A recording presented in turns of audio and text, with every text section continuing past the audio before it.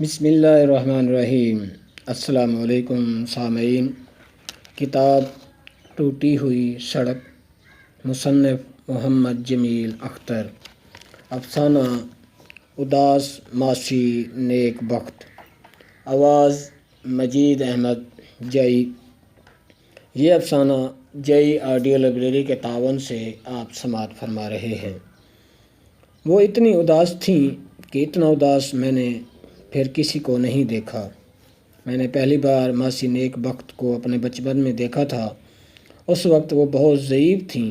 بعض لوگوں کو دیکھ کر آپ اندازہ نہیں لگا سکتے کہ بچپن میں یا جوانی میں وہ کیسے رہے ہوں گے۔ میں کچھ وثوق سے نہیں کہہ سکتا کہ وہ بچپن میں یا جوانی میں کیسی رہی ہوگی۔ میں نے انہیں جب دیکھا، اداس دیکھا۔ شاید وہ بچپن میں بھی اداس ہی رہتی ہوں۔ وہ پرانے محلے میں ایک کمرے کے مکان میں رہتی تھیں۔ کہتے ہیں کہ تقسیم سے پہلے ہمارے چھوٹے سے شہر کا پرانا محلہ ہی اصل میں آباد محلہ تھا، اور یہاں بڑی رونق تھی۔ یہاں سارے گھر پرانی طرز پر بنے ہوئے تھے۔ تقسیم کے بعد بھی یہاں کافی آبادی تھی، لیکن پھر لوگ پرانے مکانوں سے اکتانے لگے، یا شاید چھوٹے مکانوں میں ان کا دم گھٹنے لگا تھا، اور انسان ویسے بھی ایک جگہ پر زیادہ عرصہ نہیں رہ سکتا۔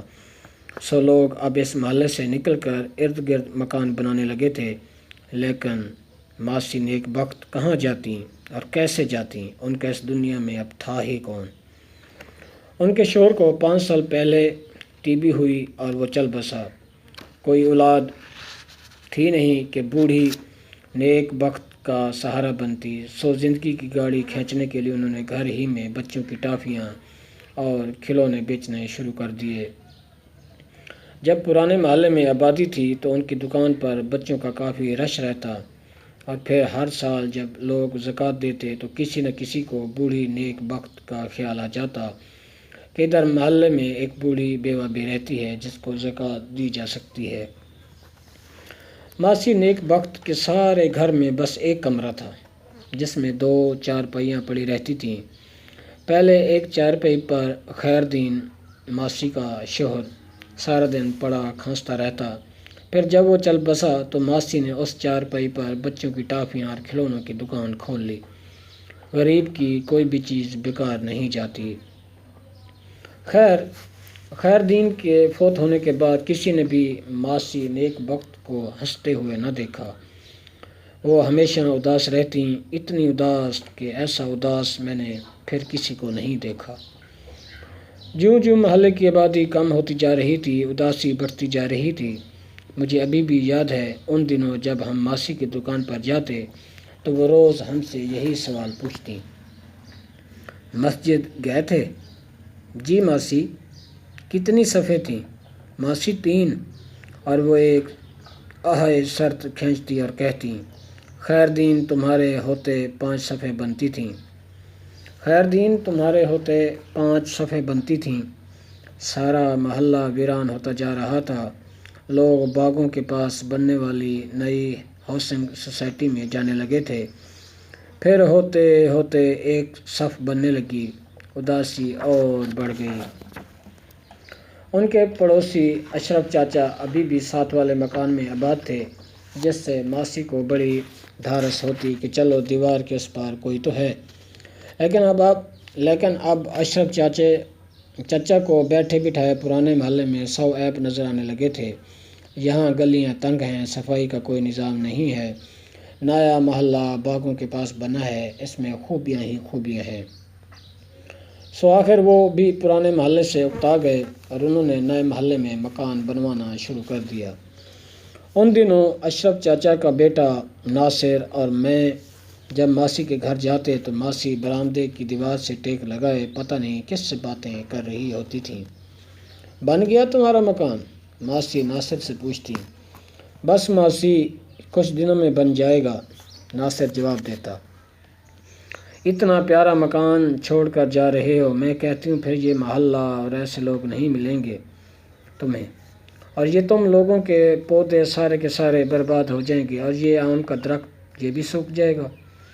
ماسی، ابا کہتا ہے ادھر سکون ہی سکون ہے۔ ابا کو کہو جگہیں بدلنے سے سکون نہیں ملتا۔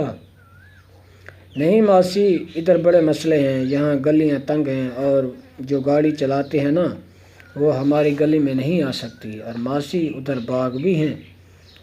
باغ ہیں تو کیا ہوا، تم نہیں جاؤ گے تو باغ اکیلے ہو جائیں گے، اداس ہوں گے، روئیں گے کیا؟ نہیں ماسی، وہ تو درخت ہیں، وہ بھلا کیوں روئیں گے؟ یہی تو میں کہہ رہی ہوں کہ وہ درخت ہیں، اکیلا تو بندہ ہوتا ہے۔ ماسی جو بھی چیزیں بیچتی تھیں وہ سارا سامان گلی کے نکڑ پر بنی امام بخش کی دکان سے آتا تھا۔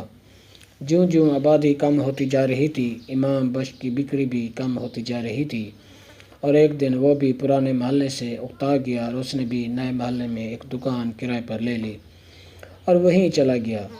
اب ماسی کو سامان کون لا کر دیتا؟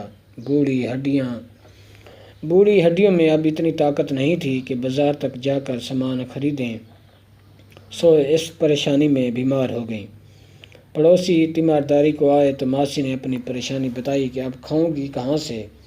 تو اس وقت اشرف چچا نے بڑی فراخ دلی کا مظاہرہ کیا اور کہا کہ ماسی تو پریشان نہ ہو، کھانا میرے گھر سے آئے گا۔ ماسی جو کئی روز سے اپنی دکان کے بند ہونے کے غم کو سینے سے لگائے پریشان تھیں، ان کا کچھ بوجھ کم ہوا، اٹھ کے اشرف پتر کی پیشانی چومی اور ڈھیروں دعائیں دیں۔ اور پھر کچھ دن بعد اشرف صاحب کا مکان بن گیا، اور جس روز سامان منتقل ہو رہا تھا اس دن ماسی بہت اداس تھیں۔ بار بار گلی کے دروازے سے دیکھتی کہ یہ لوگ چلے تو نہیں گئے۔ اتنا غم شاید اشرف چچا کو اپنے پرکھوں کا گھر چھوڑنے پر نہیں ہوگا جتنا ماسی کو ان کے جانے کا تھا۔ اب تو دیوار کے اس پار بھی کوئی نہیں ہوگا، اور اب تو دکان بھی نہیں چلتی۔ شام تک سارا سامان منتقل ہو گیا تھا، سو اشرف چچا اپنی بیوی بچوں سمیت ماسی کو ملنے آئے۔ اچھا ماسی، اجازت، بڑا اچھا وقت گزرا، پتہ نہیں اب وہاں آپ جیسے اچھے پڑوسی ملیں نہ ملیں۔ آپ کو کسی چیز کی ضرورت ہو، کوئی بھی کام ہو، آپ کا بیٹا حاضر ہے۔ جیتے رہو بچوں، جیتے رہو، سدا سکھی رہو، رونقیں لگی رہیں۔ ماسی کی آنکھیں نم تھیں اور لب دعا گو تھے۔ اشرف صاحب اور ان کی فیملی جب گاڑی میں بیٹھ کر روانہ ہوئے تو ماسی اپنے گھر کے دروازے کا پردہ ہٹا کر انہیں دیکھ رہی تھیں۔ اس وقت میں نے جو آنکھیں دیکھی تھیں وہ اتنی اداس تھیں کہ اتنی اداس آنکھیں میں نے پھر کسی کی نہیں دیکھیں۔ یہ افسانہ مجید احمد جئی آڈیو لائبریری کے تعاون سے آپ سماعت فرما رہے تھے۔ آواز مجید احمد جئی کی تھی۔ اللہ حافظ۔